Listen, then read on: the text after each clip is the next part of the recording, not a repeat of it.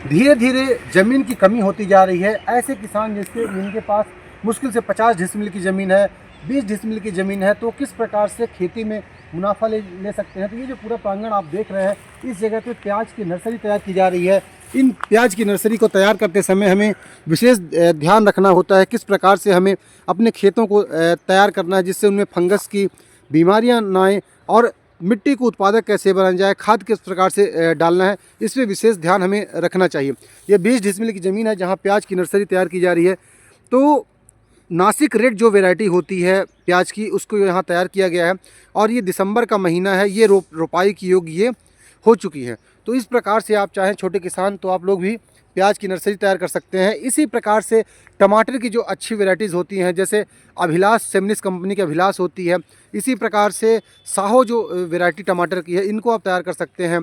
बैगन की यदि आप लोग नर्सरी तैयार करना चाहते हैं तो आप लोग चाहें तो संग्रो कंपनी की नवकिरण होती है, इसी प्रकार से वीएनआर कंपनी की नवीना वैरायटी होती है, इसी प्रकार से मिर्च की भी कई अच्छी अच्छी हाइब्रिड्स हैं।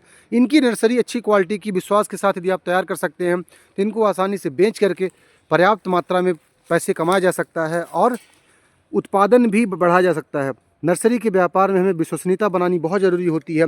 हमें सही बीजों का हम चयन करें और विश्वसनीयता के साथ, वीडियोग्राफी के साथ यदि हम काम करते हैं तो इनको बेच करके अच्छा मुनाफा कम से कम ज़मीन में हम कर सकते हैं।